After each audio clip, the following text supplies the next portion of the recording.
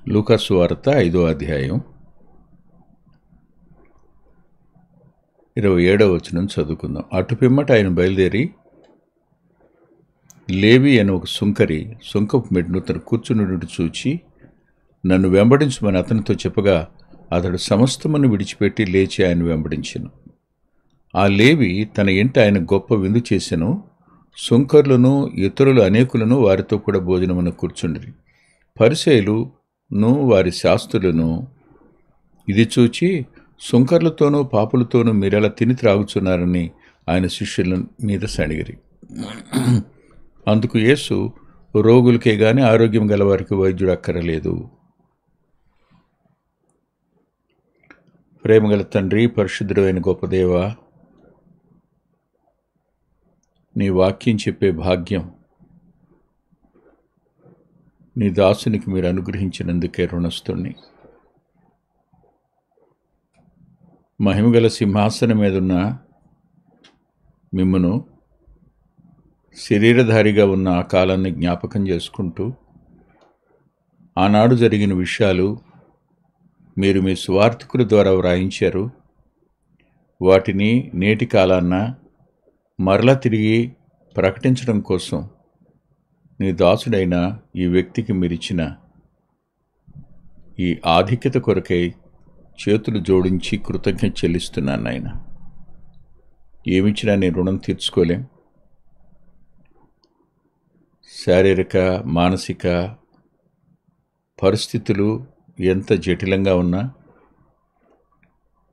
మా రాజకీయ పరిస్థితులు ఎంత ప్రమాదకరంగా ఉన్నా,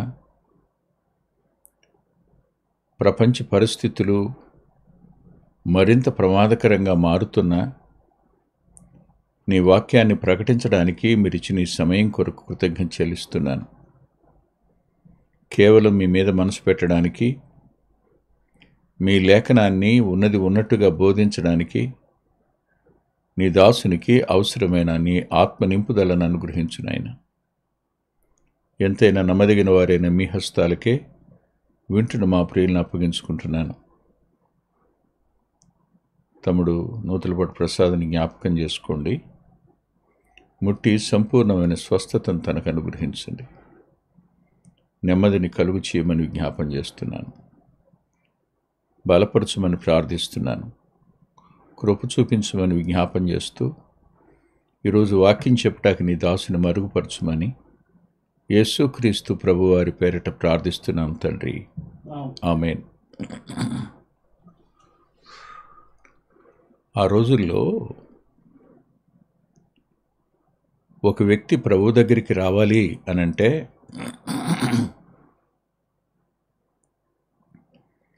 అడ్డుగోడగా నిలిచేది పరిసయ్యులు, శాస్త్రులు. వారిని అధిగమించి ఈ సుంకరులు, సైనికులు, పాపులుగా పిలువబడిన ప్రతి వ్యక్తి వెళ్ళారు. అయితే వెళ్ళిన వీళ్ళందరినీ వారు విడిచిపెట్టలేదు. ఈ పరిసయ్యుల యొక్క మనస్తత్వం ఎలా ఉందో, వారు దేవుని యొక్క సంకల్పాన్ని నిరాకరించిన వారు. అది లేఖనం చెప్తున్నమాట. లూకా సువార్త 7వ అధ్యాయం 30వ వచనం మీరు చూస్తే అక్కడ స్పష్టంగా ఆ మాట కనపడుతుంది. 7వ అధ్యాయం 30వ వచనం, పరిసయ్యులను ధర్మశాస్త్రోపదేశకులను అతని చేత బాప్తిసం పొందక తమ విషయమైన దేవుని సంకల్పమును నిరాకరించిరి. బాప్తిస్మిచ్చి యోహాను ప్రభు యొక్క మార్గాన్ని సరళం చేసేవాడు. అతని మాట వినడం వారి విషయంలో దేవుని సంకల్పం అయితే, ఈ పరిసయ్యులు, ధర్మశాస్త్రోపదేశకులు ఆయన సంకల్పాన్ని నిరాకరించారు. అంతేకాదు, ఇప్పుడు ఆయననే నిరాకరిస్తున్నారు. ఆయన సంకల్పాన్ని మాత్రమే కాదు, ఆయన్నే నిరాకరించడం. రక్షణ అనేది దేవుని సంకల్పం. ప్రభువుని నిరాకరించడం అనేది సర్వత్రా జరిగే పని. వీళ్ళు ఏ మేర ప్రజలలో భయాన్ని కలుగు చేశారో మీరు ఒకసారి చూడండి. చాలా బాధాకరమైన సంగతి ఇది. అటు తరువాత మనం మత్తయి వద్దకు వద్దాం. యోహాను సువార్త 12వ అధ్యాయం 42వ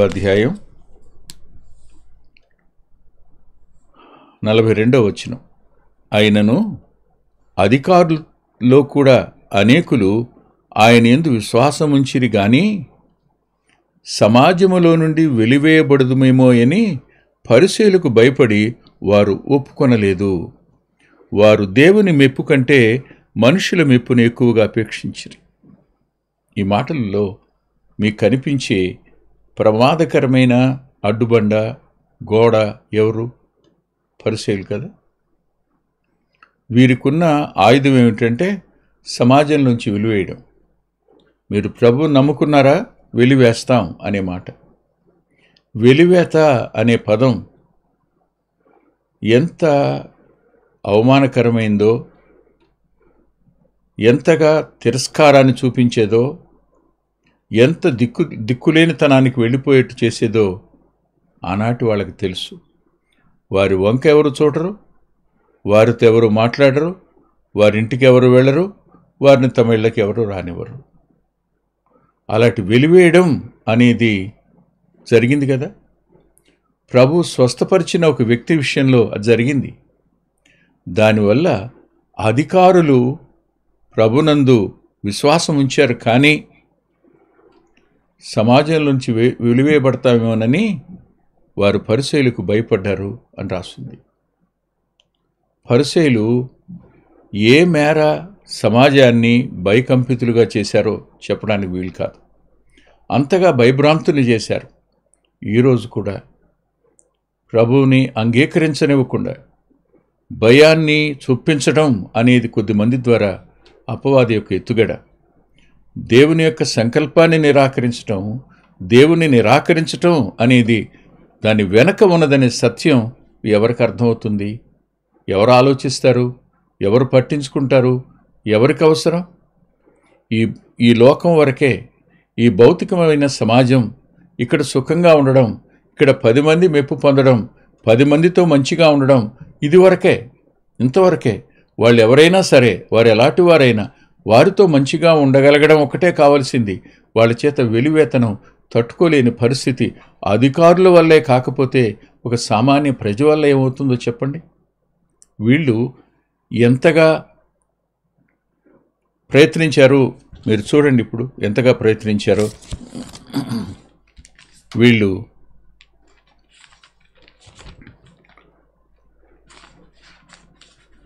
మనం చదువుకున్న వచనం దగ్గరికి వస్తే లూకా సువార్త 5వ అధ్యాయంలో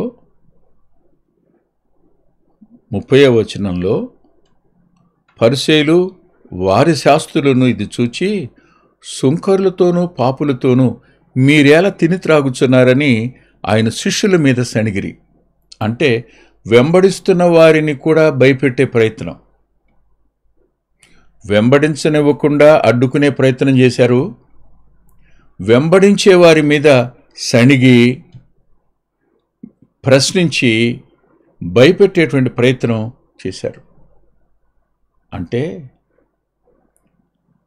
ప్రభు దగ్గరకు రాకుండా ఆపడం మాత్రమే కాదు, ఎవరు వెంబడిస్తున్నారో వాళ్ళను కూడా ప్రశ్నించి వాళ్ళను కూడా భయపెట్టేటువంటి ప్రయత్నం వీడు చేస్తారు. అది పరిసయ్యుల శాస్త్రుల పని. వారు దేవుని సంకల్పాన్ని నిరాకరించారు, దేవుని నిరాకరించారు, ప్రజలను వెళ్ళనివ్వకుండా అడ్డుకున్నారు. వెళుతున్న వాళ్ళను కూడా వాళ్ళు ప్రశ్నించిన వాళ్ళుగాను భయపెడుతున్న వాళ్ళుగా కనపడతారు. వాళ్ళ ఆర్గ్యుమెంట్ చూడండి ఎలా ఉంటుందో, అసలు ఆశ్చర్యం కలుగుతుంది. యోహాను సువార్త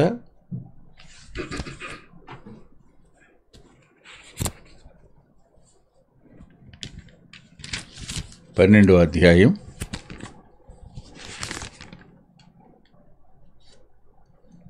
19వ వచనం ఒకసారి చూడండి. 19వ వచనంలో వాళ్ళు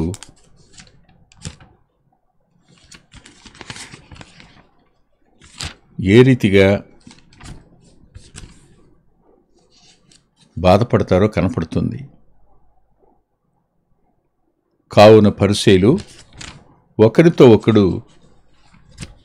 ఒకరు మన ప్రయత్నములు ఎట్లు నిష్ప్రయోజనమైన అయిపోయినవో చూడుడి, ఇదిగో లోకము ఆయన వెంట పోవుచున్నది అని చెప్పుకున్నారు.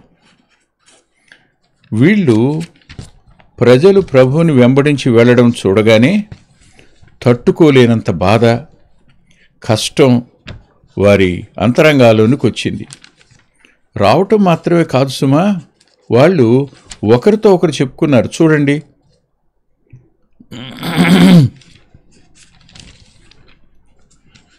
మనం చేసిన ప్రయత్నం ఎలా విఫలమైందో చూసారా అని వాళ్ళు మాట్లాడుకోవడం. అంటే ప్రజలను ప్రభు దగ్గరికి వెళ్ళనివ్వకుండా చేద్దాము అనుకున్నప్పుడు ప్రజలు బయలుదేరి ప్రభు దగ్గరికి వెళ్ళిపోవడం అనేది వాళ్లకు తట్టుకోలేనిదిగాను, వారి అంతరంగాలకు శోభను కలుగు చేసేదిగాను మారింది. దుఃఖకరమైన సంగతి ఏమిటంటే, వీళ్ళు ఒకానొక దినాన ప్రభువును పట్టుకుని రమ్మని బంట్రోతులను పంపారు. యోహాను సువార్త 7వ అధ్యాయంలో బంట్రోతులు పంపినప్పుడు ఆ బంట్రోతులు వెళ్ళి ప్రభువును తీసుకురాకుండా తిరిగి వచ్చారు. అప్పుడు మీరెందుకు తీసుకురాలేదని వాళ్ళని ప్రశ్నించినప్పుడు ఆ బంట్రోతులు అన్నారు, 7వ అధ్యాయం 46వ వచనంలో, ఆ మనుషుడు మాట్లాడినట్టు ఎవడునూ ఎన్నడూనూ మాట్లాడలేదని చెప్పారు. ప్రభు మాట జీవం కలిగింది. ప్రభు మాట అంతరంగాలను శుద్ధి చేయగలిగింది, ఆకర్షించగలిగింది, సరిచేయగలిగింది, బాగు చేయగలిగింది. ఆ మాటలో విన్నవారి అంతరంగాల్లో విశ్వాసం కలుగుతుంది, ఆయన మీద గౌరవం పెరుగుతుంది, ఆయన ఎడల చెప్పలేనంతటి ప్రేమ అభిమానాలు కలుగుతాయి. వాళ్ళు అదే మాట చెప్పారు, ఇంతకు ముందు కానీ ఎవ్వరూ ఆయనలాగా మాట్లాడలేదు అన్నారు. ఇలాంటి ఆయన్ని మనం ఎలా పట్టుకెళ్ళాలి, ఎలా తీసుకురావాలి అని మా వల్ల కాలేదు, మేము తీసుకురాలేదన్నారు. అప్పుడు చూడండి వీళ్ళు ఆ సైనికులతో ఆర్గ్యుమెంట్ ఎలా చేస్తున్నారు. పరిసయ్యులు 47వ వచనం, అందుకు పరిసయ్యులు, మీరు కూడా మోసపోతురా? ప్రభువుని నమ్మడం అనేది మోసపోవడంగా ప్రచారం. మీరే ఆలోచన చేయండి. ఆయన్ని వెంబడించనివ్వకుండా అడ్డుకున్నారు, వెంబడించే వారిని ప్రశ్నించారు, అధికారులు కూడా వీళ్ళకి భయపడ్డారు. చివరికి వాళ్ళకున్న ఆర్గ్యుమెంట్ చూడండి, ప్రభువుని వెంబడించిన వాడెవడైనా మోసపోయినవాడే. ఆనాటి పరిస్థితులు ఈనాటి పరిస్థితులు ఒకే రకంగా కనిపించటం లేదా? ప్రభువుని నమ్ముకుంటే మోసపోయినవారా? అధికారుల్లో కానీ పరిసయ్యుల్లో కానీ ఎవడైనాను ఆయన ఎందుకు విశ్వాసం ఉంచినా? అంటే ఎవరు విశ్వాసం ఉంచితే విశ్వాసం ఉంచాలి ఆయన మీద? అధికారులు చదివాంగా, అధికారులు విశ్వాసం ఉంచినా ఎవరికి భయపడ్డారో వాళ్ళు బయటికి రాలా. అధికారుల్లో కానీ పరిసయ్యుల్లో కానీ ఎవడైనాను ఆయన ఎందుకు విశ్వాసం ఉంచినా అంటే వాళ్ళు విశ్వాసం ఉంచితే మిగతా వాళ్ళు విశ్వాసం ఉంచవచ్చు. వాళ్ళు నమ్మింది వీళ్ళు నమ్మాలి, వాళ్ళు చేసింది వీళ్ళు చేయాలి, వాళ్ళు అన్నది వీళ్ళు అనాలి, అంతే. అంత మాత్రమే కానీ తమంతట తాముగా వెళ్ళి విని విశ్వాసం ఉంచి ఆయన వెంబడించటం అనేది మాత్రం మోసపోయినట్టు లెక్క. అది పరిసయ్యులు. వారు ఎంతటి దారుణానికి ఒడిగట్టారో చూడండి, నేను చదువుతాను. 49వ వచనం, అయితే ధర్మశాస్త్రం ఎరుగని ఈ జనసమూహము శాపగ్రస్తమైనదని వారితో అన్నారు. ప్రభువుని వెంబడించిన వాళ్ళందరూ కూడా ధర్మశాస్త్రం ఎరగని వారు, ఈ జనసమూహం అంతా శాపగ్రస్తమైంది. మోసపోయిన జనం, శాపగ్రస్తమైన జనం. ఇది క్రైస్తవ్యానికి ఆనాటి వాళ్ళు పెట్టిన పేరు కదా. అప్పుడు అక్కడే ఒక స్వరం వినపడింది. అది ఒక అద్భుతమైన స్వరం. అది అప్పటి వరకు రహస్యంగా ఉన్నటువంటి నికోదేము అనే ఒక వ్యక్తి, అతడెవరో మనకు లేఖనంలో ముందే రాసిపెట్టాడు. అతడు చూడండి ఒకసారి, యోహాను సువార్త 3వ అధ్యాయం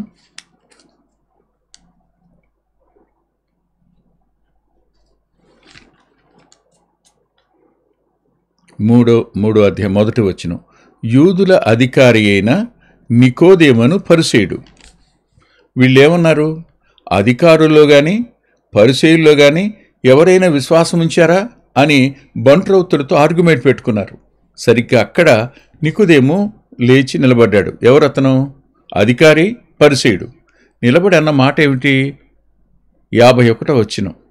ఒక మనుష్యుని మాట వినక మునుపు, వాడు చేసినది తెలుసుకొనక మునుపు మన ధర్మశాస్త్రం అతనికి తీర్పు తీర్చునా అని అడిగాడు.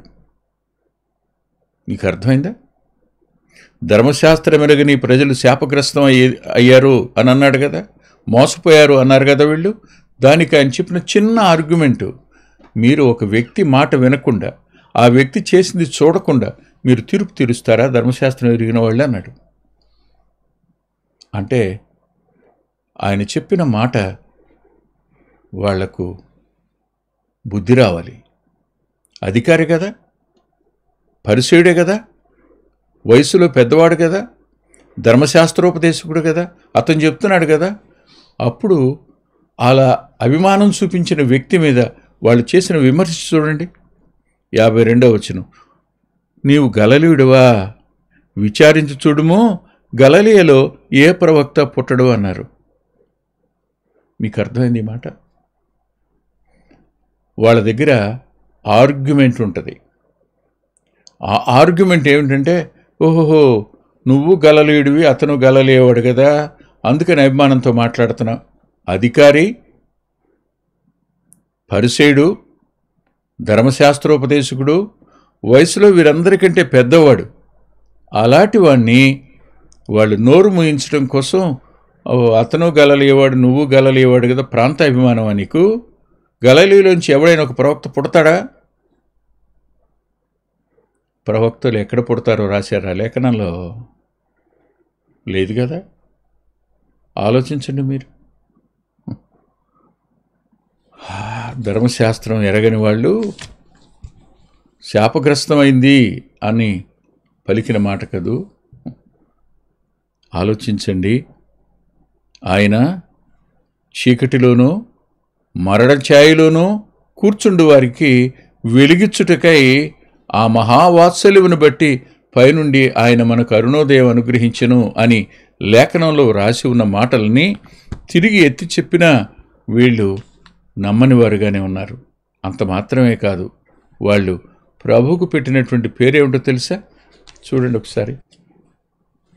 ఆయన పాపుల స్నేహితుడు, అది ఆయనకి పెట్టిన పేరు. వాళ్ళు లూకా 7:36 ఒకసారి చదువుతున్నాను వినండి. ప్రభువే అన్నారు వీడితో, ఇదిగో వీడు తిండిపోతును మద్యపానీయు, సుంకర్లకును పాపులకును స్నేహితుడును అనుచున్నారు.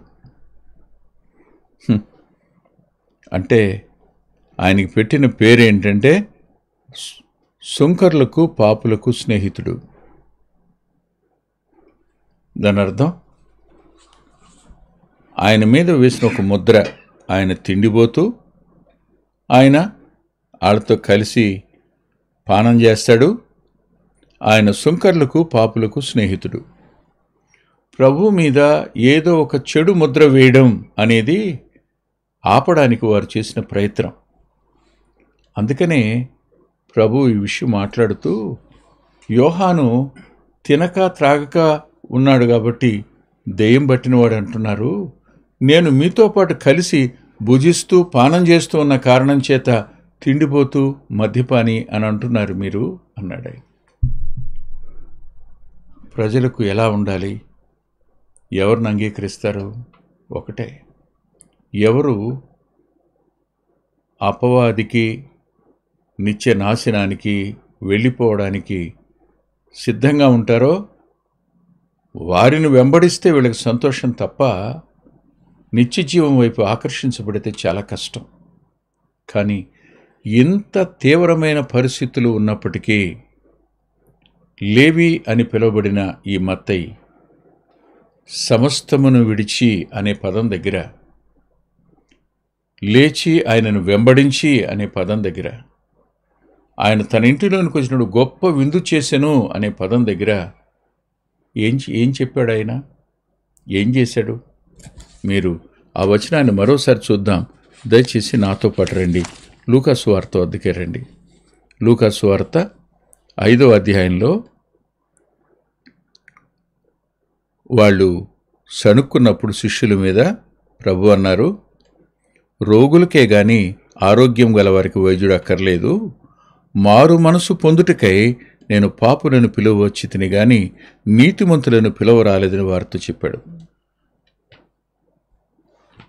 అంటే నీతిమంతుడు లేడు, ఒక్కడూ లేడు అని చెప్పిన లేఖనం, నేను నీతిమంతులంటే స్వనీతిపరులు తాము నీతిమంతులు అనుకునేవారు, తాము ఏం చేస్తున్నా సరైంది అనుకునేవారు, తాము ఏం చేసినా రైట్ అనుకునేవారు. తమ దృష్టికి తాము నీతిమంతులు. వారు ఎప్పటికీ మారు మనసు పొందరు. పొందనివ్వడు వాడు, అంధత్వాన్ని కలుగు చేస్తాడు. వీళ్ళైతే చీకటిలో నుండి ఆశ్చర్యకరమైన వెలుగులోనికి, మరణంలో నుంచి జీవంలోనికి వచ్చిన వారుగా ఈ సుంకరుల్లో ఒకడైన ఈ మత్తయి అనబడిన లేవి కనబడతాడు. ఆలోచించండి. ఒకవైపున గోడలు కట్టారు, ఇంకొక వైపున ప్రభువు మీద ముద్ర వేశారు, ఇంకొక వైపున ప్రభువుని నమ్ముకుంటే భయపెట్టారు. ఇవన్నీ జరుగుతున్నా సరే వీరు ప్రభువు దగ్గరికి రావడం, ప్రభువును అంగీకరించడం, ప్రభువుని చేర్చుకోవడం, ప్రభు తమ ఇంటికి రావడం అనేది గొప్ప భాగ్యంగా ఎంచుకుని, అవును ఆయన ఎవరు? ఓ పరిసయుడు కాదే, ఆయన ఓ హేరోదీయుడు కాదే, ఆయన ఎవరు? యోధా గోత్రంలో పుట్టాడు, దావీదు వంశంలో జన్మించాడు, రాజ్యాధికారం లేనివాడు. ప్రస్తుతానికి ఏ రాజ్యాధికారం కనిపించటం లేదు. కానీ ఆయన ఎవరో వారికి అర్థమైంది ఆయన ప్రేమను బట్టి, ఆయన ఎవరో వారికి అర్థమైంది ఆయన పిలుపును బట్టి, ఆయన ఎవరో వారికి అర్థమైంది ఆయన పట్టింపును బట్టి, ఆయన ఎవరో వారికి అర్థమైంది ఆయన వారి ఎడల కనపరిచినటువంటి ఆ గొప్ప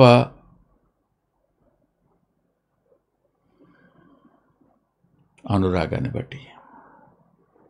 ఈరోజు కూడా మానవాళి కోసం అంత గొప్ప త్యాగం చేసి శిలువలో తన ప్రాణాన్ని బలిగా పెట్టి రక్తాన్ని చిందించి పాపానికి క్షమాపణ కలుగు చేసి మరణించి మనల్ని మరణం మీద జయం కలుగు చేసి మనకి పునరుద్ధానుడే తిరిగి లేచి మరణానంతరం పునరుద్ధానం అనే ఈవిని అనుగ్రహించి ఆయన యందు విశ్వాసం ఉంచిన వానికి నిత్య జీవం అనే గొప్ప ఆధిక్యత ఇచ్చేటువంటి ఆయనను అంగీకరించటం అనేది మోసపోవడంగానో, ఆయనను వెంబడించటం అనేది శాపగ్రస్తమైందిగానో మాట్లాడుతున్న మాటలు మిమ్మల్ని ఇంకా భయపెడుతున్నాయా? ఒక్కసారి ప్రభువుని గురించి ఆలోచించండి. తల్ల వంచండి, ప్రార్థన చేసుకుందాం. ప్రేమగల మా ప్రియ తండ్రి, పరిశుద్ధుడైన గొప్ప దేవ, కొద్ది మాటలు చెప్పడానికి సహాయపడ్డారు. కృప చూపించండి. విన్న మా ప్రియుల అంతరంగాలలో ప్రభువా, వారు లోకము దాని పోకడ నుండి కాక వారు వెలుపలికి రాగలిగిన మీ యొక్క వాక్యపు ప్రత్యక్షత వారికి ఇమ్మని యేసుక్రీస్తు ప్రభువారి శ్రేష్ఠ ఉన్నత నామంలో ప్రార్థిస్తున్నాం తండ్రి. ఆమేన్. ఆమేన్. మరి ఒక మాట, ఈ సంవత్సరం క్యాలెండర్స్ వేలేమేమో అనుకున్నాం, కానీ 2025 క్యాలెండర్ కూడా సంవత్సరం క్యాలెండర్స్ కూడా వచ్చాయి, ప్రింట్ అయి ఉన్నాయి. మీరు ఆనంద్ గారిని సంప్రదించవచ్చు. అంతేకాదు ఈసారి శిలువకు శత్రువులు అనే ఒక పుస్తకం కూడా ప్రభు కృపను బట్టి వెలుపలికి అచ్చయింది, వెలుపలికి వచ్చింది. ఆ పుస్తకాన్ని కూడా మీరు తెప్పించుకోవచ్చు. అంతేకాదు ఇంకా పబ్లిష్ అవ్వడానికి ఇంకో పుస్తకం సిద్ధంగా ఉంది. అది అనేక మంది ఆదివారం నాడు వర్తమానం విన్నవారు పునరుద్ధాన ప్రత్యక్షతలు కూడా పుస్తకంగా చేస్తే బాగుంటుందని అడిగారు. మొదటి భాగం అది రెడీ అవుతోంది. దానికోసం కూడా మీ ప్రార్థనలో జ్ఞాపకం చేసుకోండి, మర్చిపోకండి. ప్రభు చిత్తమైతే ఆదివారం ఉదయం 9:30 గంటలకు లైవ్లో కలుసుకుందాం.